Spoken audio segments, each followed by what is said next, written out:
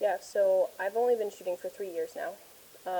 My high school sport was gymnastics, and I did gymnastics up until my junior year of high school. I had some pretty serious injuries, which set me back from becoming a college gymnast, which was my original goal.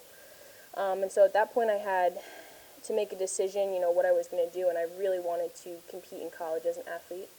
And I had some, personal connections on my team with siblings of my teammates that had been pursuing this as well. And I decided to switch paths and use my experience from 4-H to kind of help me to become, on this path. And my coaches and everybody around me just really pushed me. And it was kind of a series of fortunate events because, everything lined up and I was able to get recruited to multiple D1 institutions within my senior year and make it here. So.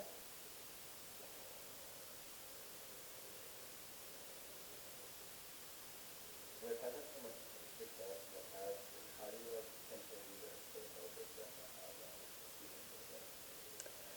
Yeah, so I think after coming here, I compete, like she said, for Team USA. And so having goals outside of the NCAA have helped me to continue pushing and becoming better during my season here at college. So I compete all summer for USA Nationals and outside competitions like that really drive me to compete against Olympians and other people that are on a higher level. And that helps me to set goals outside of the season and continue training so that when I get here and I'm in season, I can really push to the next level and make each year better than the last, and kind of just set that standard of work ethic for my team. On your bio, it says that you were homeschooled before you started again. So what was that transition like, not just as a student, but as a student athlete?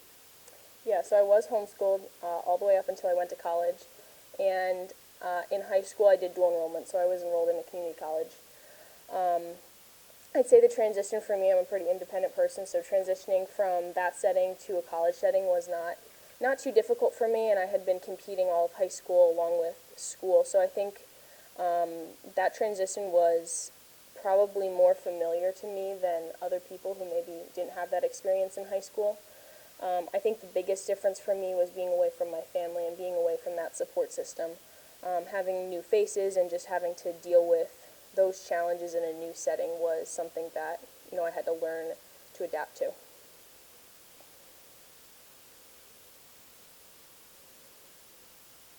you're a full-time athlete, how do you drive out the nerves of the media and everything? How do you stay focused on your goals and Yeah, so I think as an athlete here, there's a lot of pressure from outside. It's easy to get distracted and it's easy to get discouraged or kind of bogged down by the things that people say about you or the expectations that fans have or coaches have. So one thing for me is that I really stay strong in my goals, both as a person and with my values, as well as an athlete, and just kind of trying to fall back on my faith.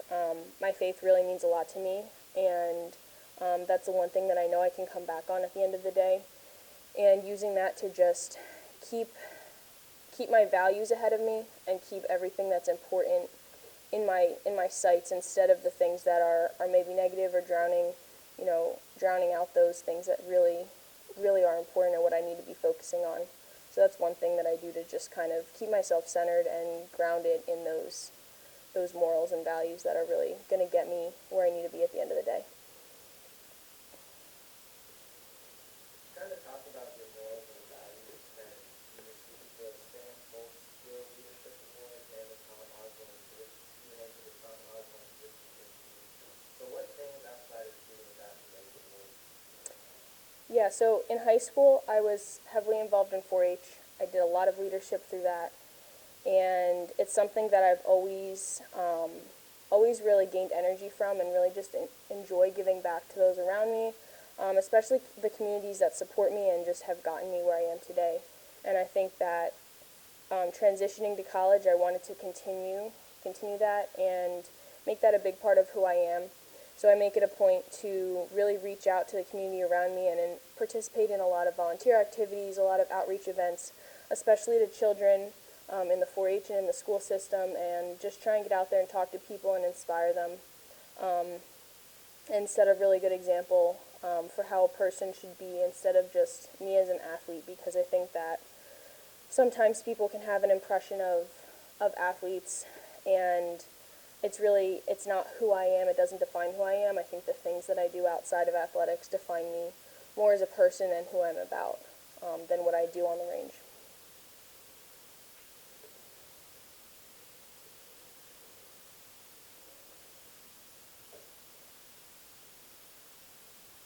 For younger generations that want partake in something like this or something like this, what would be your advice to get them involved?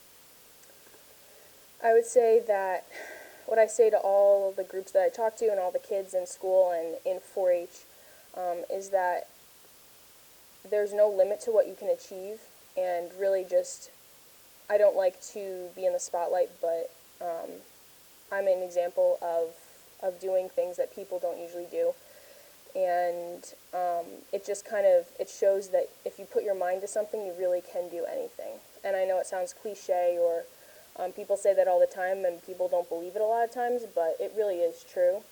And the work ethic and everything that goes along with success, it starts at a young age. And those kids that want to do that, I tell them that don't let anybody tell you that your dreams are too big or that you're not going to achieve something in life, because that's the first thing. As soon as you believe that is when you're not going to achieve it. And so just a big thing for me is when I talk to these groups is just inspiring them and letting them ask questions and letting them be really curious and excited about that path, because everybody's path is different, and just being open to their dreams no matter what they say they are, and encouraging them, no matter what path they want to take in life. Between the two areas you compete in, which one do you like most? So we compete in small bore and air rifle. Air rifle is a 60-shot event, just like small bore, but it's shot all standing position, so we don't change, and we shoot straight through. In small bore, we shoot 3 different positions: prone, kneeling, and standing. So throughout the match, it's a longer match. It's still 60 shots, but we are changing positions throughout and resighting in for each position. So it's made up of a lot more. And at the national and international level, small bore is shot outdoors. So we shoot at a farther distance. And there's a lot more variation, with the wind and everything that affects how you shoot. So for me, small bore is, I would say, is my favorite event to compete, just because to me it presents a lot more challenge, and it really keeps me on my toes as far as thinking about what I'm doing, especially in those scenarios where I'm competing internationally and nationally on those ranges where we're not inside and we have wind and other variables to deal with.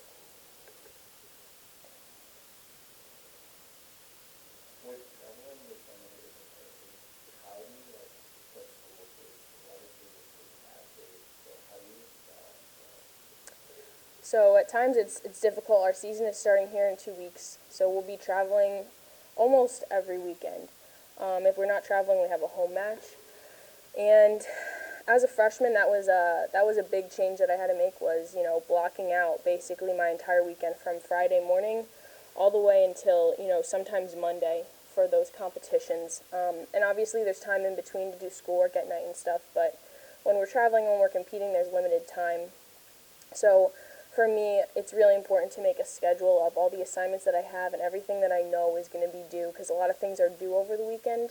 And so laying that out ahead of time is really important, so I know I have to get certain things done, before Friday, or request extensions so that I can complete them, which makes my life easier, because when I'm competing and when I'm traveling, I don't like to have to be thinking about turning in an assignment, time changes, getting on and off an airplane, and that just complicates things a lot. So having that peace of mind that I've submitted things and that I've gotten the work that I need to get done ahead of time helps me to compete better and to be in a better mindset once I leave here on Friday.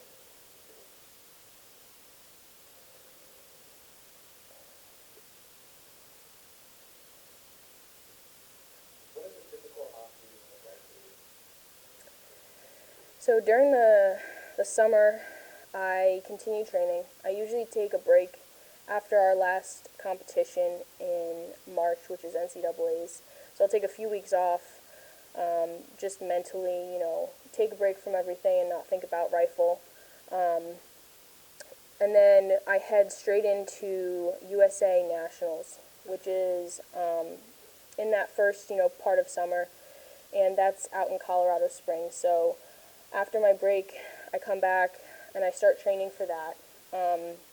That's a big match, so my training is pretty regular. I say that I'm on the range for a few hours every day, which at home is a little more difficult because I'm not just at school with a range right here. So it takes up more time. It's a little more rigorous, and I'm training outdoors in weather. So that also plays a part in the consistency of my training. After that, my summer is, I'd say, mostly small bore shooting. I shoot a little less air rifle. My air rifle training will be more concentrated around certain selection matches that are held, and that schedule kind of varies every year. So this summer I did shoot a lot of air rifle in preparation for some of those matches. And then we had a second selection match, which was shot in August. So my small bore training really was pretty intense all the way up until there. And then I got to take a little bit of a break before I came back to school, which was good to kind of recoup and rejuvenate before coming back here and starting our season in 2 weeks. And then I will be also heading to Egypt in 3 weeks. So kind of continuing my training and, prepping for both of those seasons.